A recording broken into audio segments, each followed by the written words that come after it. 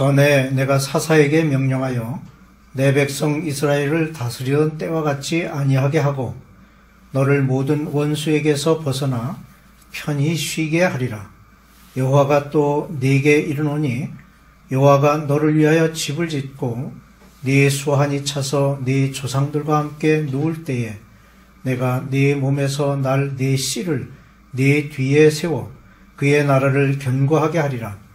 그는 내 이름을 위하여 집을 건축할 것이요 나는 그의 나라 왕 위를 영원히 견고하게 하리라.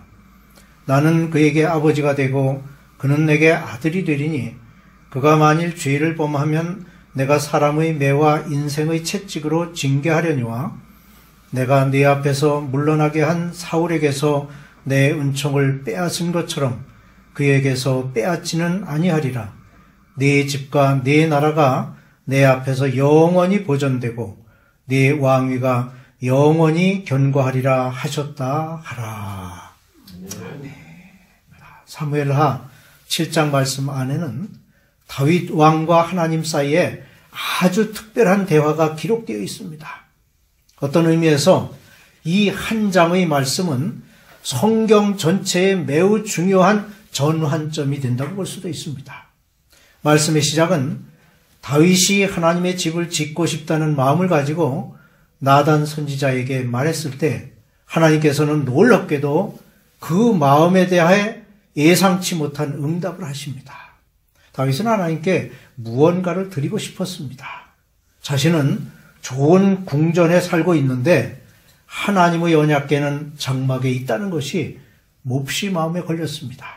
하지만 하나님은 다윗이 아닌 그의 아들이 성전을 짓게 하시겠다고 말씀하시면서 다윗이 하나님을 향한 그 마음을 나타낸 것보다 더 크고 영원하신 약속을 주십니다. 우리는 오늘 말씀 속에서 하나님의 뜻과 다윗의 마음 그리고 하나님의 약속이 얼마나 지대한 것인지를 살펴보고 은혜를 나누도록 하겠습니다. 첫째로 다윗의 마음을 살펴봅니다. 2절에는 다윗이 가지고 있는 간절한 마음이 있습니다. 나는 백향목 궁에 살거늘 하나님의 궤는 휘장 가운데 있도다. 그렇습니다. 그는 하나님을 사랑했고 그분을 위한 거처, 즉 성전을 짓기를 원했습니다. 너무나 아름다운 마음이죠. 하나님을 위해 무언가를 하고자 하는 마음은 늘 귀하고 복된 마음입니다. 다윗 왕의 말을 들은 나단 선지자도 처음에는 그 마음이 옳다고 생각하고 여호와께서 왕과 함께 계시니 마음에 있는 모든 것을 행하소서라고 대답합니다. 그러나 다음 날 밤 하나님께서는 나단 선지자를 통해 다윗에게 다른 말씀을 주십니다. 네가 나를 위하여 내가 살 집을 건축하겠느냐? 네가 가는 모든 곳에서 내가 너와 함께 있어 네 모든 원수를 네 앞에서 멸하였은즉 땅에서 위대한 자들의 이름같이 네 이름을 위대하게 만들어 주리라. 하나님께서는 거절하는 말씀과 함께 놀라운 약속의 말씀을 주셨습니다.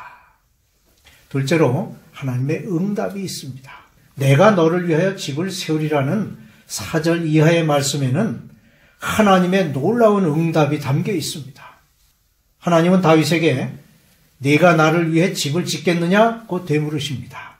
하나님은 거처할 집이 필요치 않다고 하지 않으셨지만 지금은 그 때가 아니며 그 일을 다윗의 아들이 감당하게 될 것이라고 말씀하십니다. 그러면서 하나님의 응답은 이것에서 끝나는 것이 아니라 오히려 그에게 내가 너를 위하여 집을 세우리라고 말씀하십니다. 다윗은 하나님을 위해 집을 짓고 싶어 했지만 하나님은 다윗을 위해 왕조를 세우시겠다고 하신 것입니다. 즉 다윗의 왕위가 영원히 견고하게 서리라고 약속하십니다. 여기에 영원히라는 표현이 담겨 있는데 그것은 단순히 정치적인 안정의 약속이 아니었습니다. 그것은 메시아 언약, 즉 예수 그리스도를 통한 영원한 나라의 약속인 것이었습니다. 셋째로 하나님의 약속은 영원한 약속, 변치 않는 인애를 보이신 것입니다. 하나님은 다윗에게 조건 없는 언약을 맺으셨습니다. 14절에는 다윗의 아들을 친히 아들이라고 부르시면서 인자하심을 거두지 않겠다고 말씀하십니다. 나는 그에게 아버지가 되고 그는 내게 아들이 되리니 나의 인자함을 그에게서 빼앗지는 아니하리라. 14, 15절 말씀입니다. 이것은 솔로몬을 넘어 궁극적으로 오실 메시아 예수 그리스도에 대한 예언인 것이었습니다. 우리는 여기에서 하나님께서 얼마나 깊고 풍성하신 분이신가를 알 수 있습니다. 우리 또한 하나님께 무언가를 드리려고 할 때 하나님께서는 결코 그것을 가벼이 여기지 아니하시고 오히려 더 큰 것으로 채워주십니다. 이런 하나님의 응답에 다윗은 감사와 겸손의 기도를 드립니다. 18절 이하의 말씀은 다윗의 기도를 기록하고 있습니다. 주 여호와여, 나는 누구이오며 내 집은 무엇이기에 나를 여기까지 이르게 하셨나이까. 다윗은 그런 하나님의 약속 앞에 무릎을 꿇고 겸손히 감사하며 하나님께 찬양했습니다. 하나님께서 자기를 위하여 이런 놀라운 약속을 주신 일에 그저 감격하고 감사할 뿐이었습니다. 우리의 신앙 또한 마찬가지입니다. 하나님 앞에 서 있는 우리는 우리가 자격이 있어서가 아니라 하나님의 은혜로 인해 감격하게 되는 것입니다. 다윗은 왕이었지만 하나님의 은혜 앞에서는 나는 누구이오며 라고 고백합니다. 우리 또한 그 겸손함과 감사함으로 하나님 앞에 나아갈 때 하나님의 약속은 더 크고 귀한 것으로 우리의 삶 속에 열매 맺게 될 것입니다. 우리는 하나님께서 다윗의 소원을 거절하는 내용에서 다음과 같은 사실을 알 수 있습니다. 우선 하나님께서는 거처에 좌우되는 분이 아니십니다.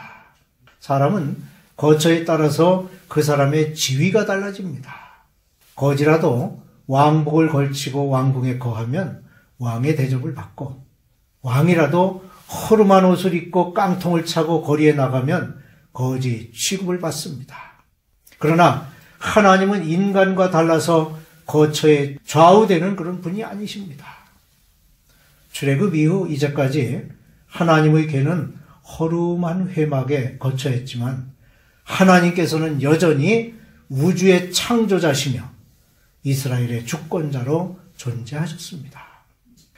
이후 신약의 예수님도 머리 둘 곳이 없으셨지만 그분 역시 그러한 환경과는 상관없이 여전히 하나님의 아들이요 온 인류의 구원자이셨습니다. 다음으로 거절하는 이유는 아직 거처가 마련되어야 할 때가 이르지 않았기 때문입니다. 모든 일에는 때가 있다고 전도서 기자는 우리에게 가르칩니다. 일을 시작할 때가 있고 마칠 때가 있으며 슬플 때가 있고 기뻐할 때가 있습니다.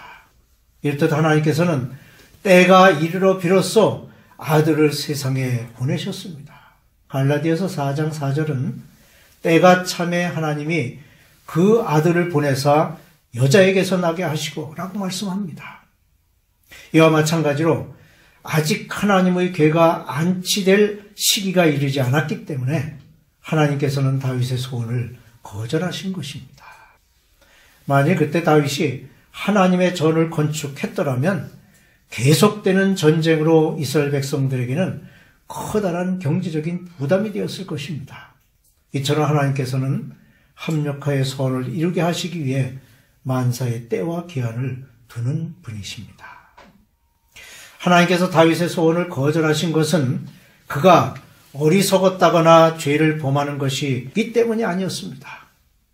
오히려 하나님께서는 믿음에 기인한 그의 소원을 기쁘게 여기시고 몇 가지 축복을 약속하셨습니다. 첫째, 다윗 자신을 축복하셨습니다. 내 이름을 위대하게 만들어 주리라. 9절 말씀이죠. 하나님께서는 일개 목동이었던 다윗을 택하셔서 이스라엘의 왕으로 삼으셨던 것처럼 앞으로도 그러한 축복을 계속해서 주시겠다고 약속하신 것입니다. 그리고 다윗의 아들을 통해 하나님의 전을 건축하도록 하겠다고 하셨습니다. 그렇다면 이것은 하나님의 거절이 아니라 다만 시기의 연장을 의미하는 것이라 볼 수도 있습니다. 분명히 하나님께서는 다윗의 후손에게서 하나님의 전을 건축할 것을 약속하셨습니다. 그리고 그것은 우리가 아는 대로 솔로몬을 통해 이루셨습니다. 둘째, 다윗 왕가의 왕의 보존을 약속하셨습니다. 나는 그의 나라의 왕위를 영원히 견고하게 하리라. 내가 네 앞에서 물러나게 한 사울에게서 내 은총을 빼앗은 것처럼 그에게서 빼앗지는 아니하리라. 는 하나님의 약속은 최종적으로 예수 그리스도에게서 이루어졌습니다. 그러므로 다윗은 그때 이미 메시아가 자신에게서 나실 것을 암시 받았다고 보아야 하겠습니다. 이때부터 메시아 대망 사상과 함께 메시아가 다스리실 영원한 나라의 모형으로 다윗 왕이 다스리는 나라를 그들의 머릿속에 그리고 있었을 것입니다. 다윗에게는 이보다 더 큰 축복이 없었습니다. 그것은 사람들이 세상에서 누리는 그 어떤 것보다 더한 축복인 것입니다. 하나님의 약속에 대해 감사의 기도를 드리는 다윗은 겸손한 마음으로 하나님을 찬양하였습니다. 우리는 이 말씀에서 다윗의 왕으로서의 삶을 돌아볼 때 그의 생애는 어느 한순간에도 하나님을 멀리하거나 다른 신을 의지한 적이 없었습니다. 그의 시편 27편 1절에는 여호와는 나의 빛이요 나의 구원이시니 내가 누구를 두려워하리요. 여호와는 내 생명의 능력이시니 내가 누구를 두려워하리요. 라고 노래하였습니다. 그는 늘 하나님으로 즐거워하는 삶을 살았습니다. 그런 그에게 주신 하나님의 약속에는 단지 위대하고 힘있는 왕이 아니라 훨씬 더 강하고 영원한 왕국의 선조가 될 것이라는 내용을 담고 있습니다. 영원한 왕국은 다윗의 집에 의한 영원한 통치를 의미합니다. 그리고 그리스도로 인하여 궁극적인 하나님의 나라가 이루어질 것을 의미합니다. 다윗이 이토록 훌륭한 약속을 받은 것을 볼 때 그가 얼마나 하나님을 향한 그의 믿음을 진실하게 실천했는지를 알 수 있습니다. 그런 그에게 하나님께서는 축복의 잔을 계속 부어주신 것입니다. 그가 지은 시편 23편에서 그는 노래합니다. 주께서 내 원수의 목전에서 내게 상을 차려주시고 기름으로 내 머리에 부으셨으니 내 잔이 넘치나이다.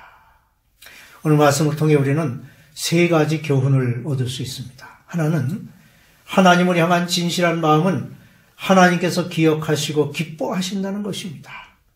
다음으로 우리가 드리고자 할 때 하나님은 그 이상의 것으로 갚아주신다는 것이며, 또 하나는 하나님의 약속은 인간의 생각을 초월하며 예수 그리스도 안에서 완성된다는 것입니다. 오늘 말씀에서 우리는 다윗의 마음에 도전받고 하나님의 약속을 의지하는 마음과 다윗의 기도를 통해 감사를 배우게 됩니다. 그러므로 우리는 이 땅에서 하나님의 집을 세우고자 하는 마음으로 살아가야 할 것입니다. 그리고 하나님의 나라, 즉 영원한 천국의 약속을 소망하며 살아가야 하겠습니다.